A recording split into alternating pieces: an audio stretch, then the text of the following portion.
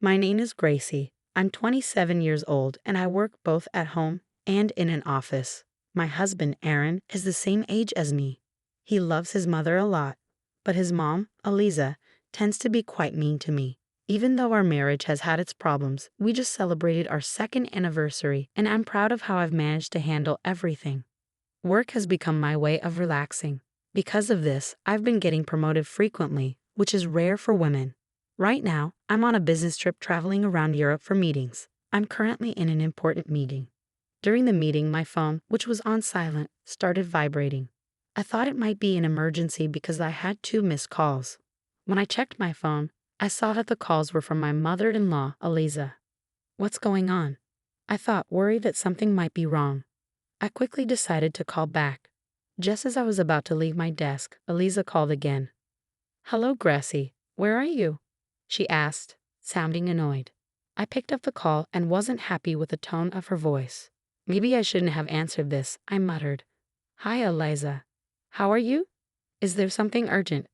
"Why aren't you answering me? I asked where you are," she said, sounding impatient. Even though her attitude annoyed me, I was in the middle of an important meeting and didn't want to argue. So I said softly, "Sorry, didn't Aaron tell you? I'm in a meeting on a business trip. Can I call you back when I'm done?" Of course, Aaron told me. "What are you doing, leaving your house and husband alone? Come back home right now," Eliza demanded, with her usual sudden and unreasonable request. "I'm sorry, Eliza, but I'm in an important meeting and I can't just." I started to explain, but she cut me off. "You're so bossy, even though you're just Aaron's wife. I don't care about your excuses. Just come home right now. Today is very important. Do you understand?" "What? Today is important?" I asked, surprised. Eliza finally admitted, "We're celebrating my 60th birthday today." She said this in a smug tone. I remembered her birthday was supposed to be at the end of the month.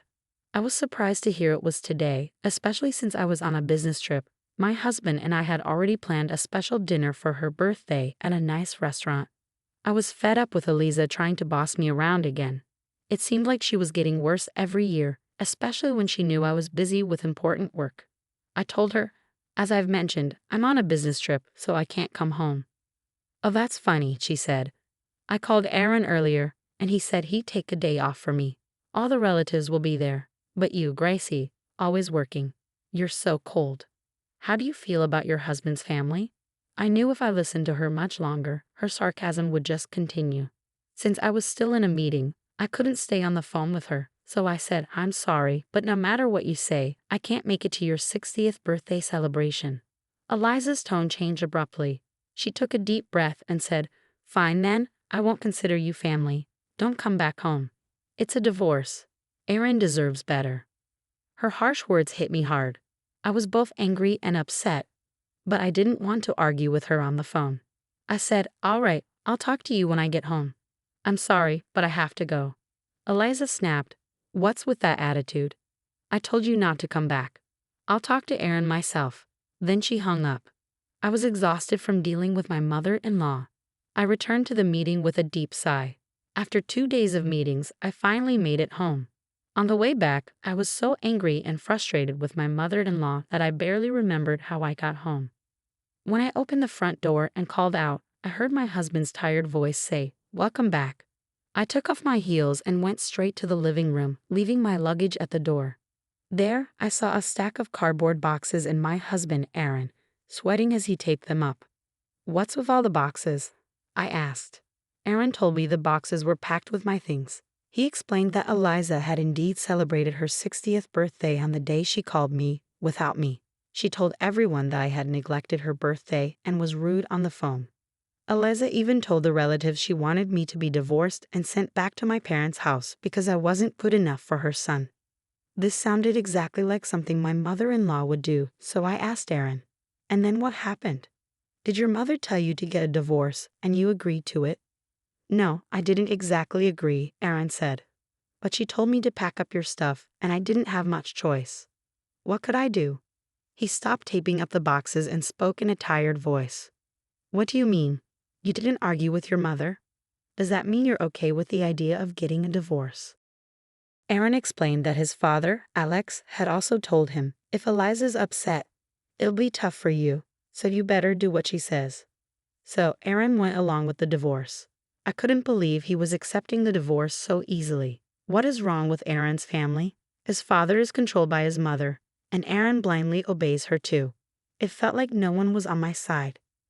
When I was at a loss for words, Aaron said, "What my mother says is final. It's only until she calms down and things settle. This divorce isn't real. I'll come for you when things are better." He looked at me with pleading eyes. I wish he would show that kind of pleading to his own mother. How could a grown man like Aaron be so afraid of his mom? I thought, there's no saving this. I almost felt ashamed, questioning what I ever saw in him. But then I realized maybe this was an opportunity. Staying with Aaron would only mean more torment from Eliza, always pushing me toward a divorce. Maybe it was actually lucky to get a divorce from him without much hassle. I could support myself just fine. Even if I lived alone, I wouldn't lack for anything. Suddenly, everything seemed clearer.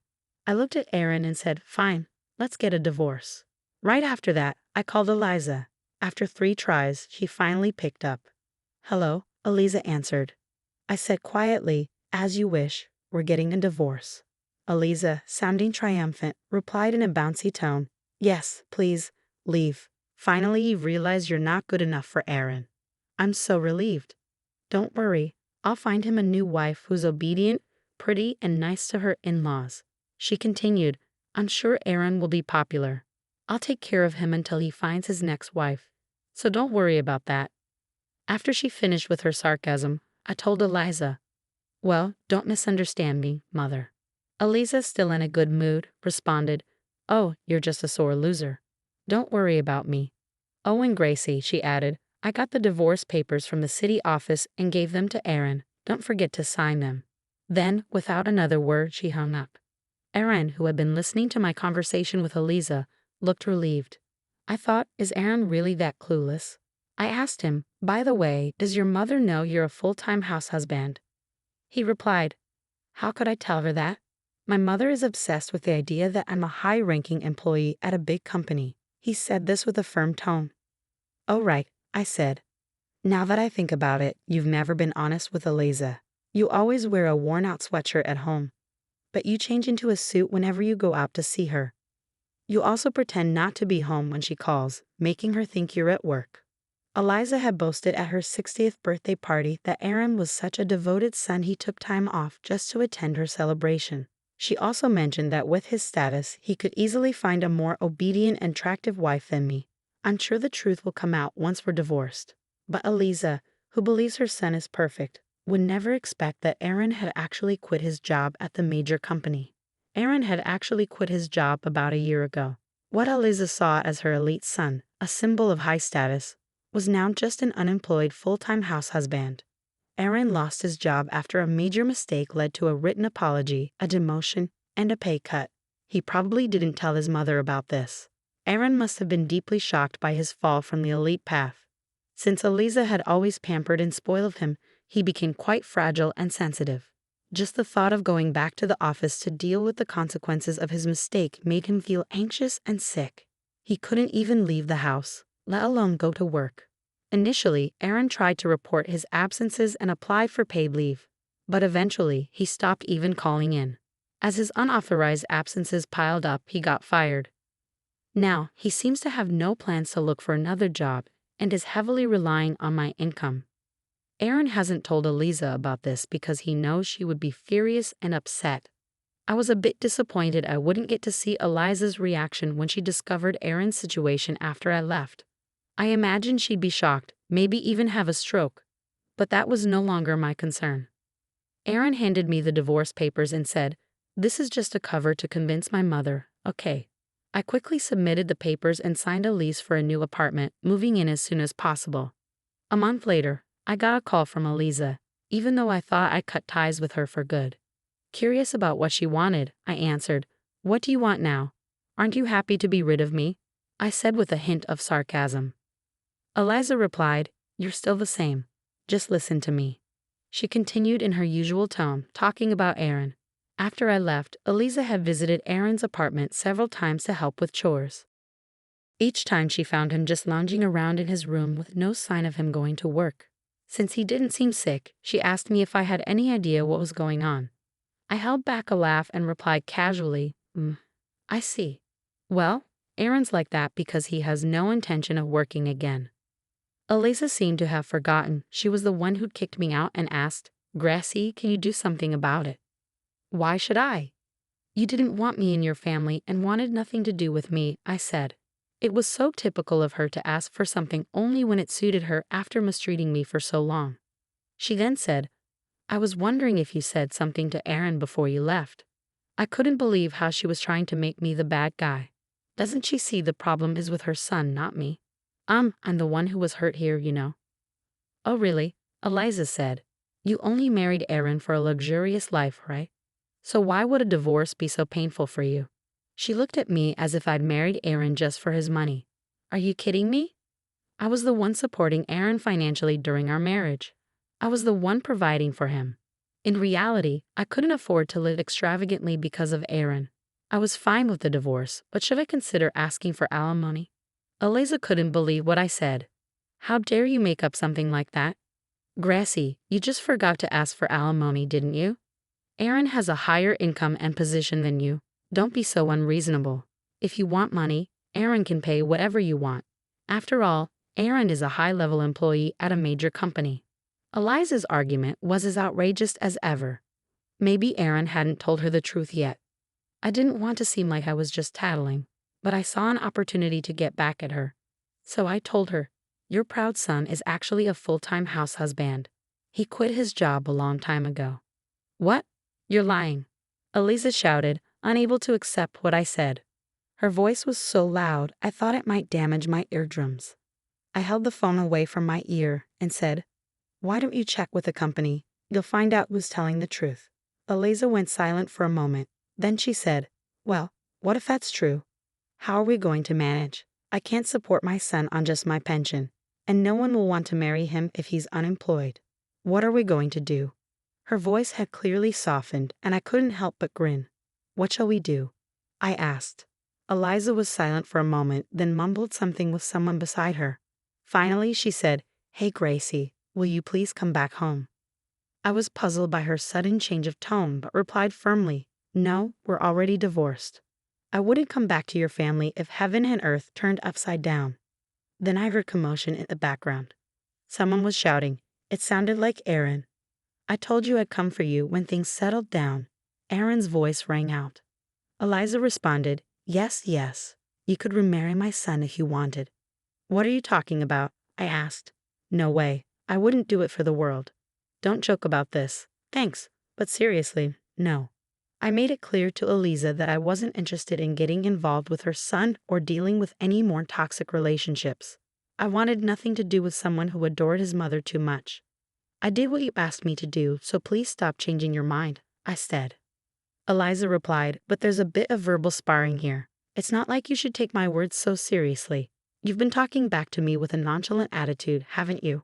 I didn't think you'd actually go through with divorcing my son.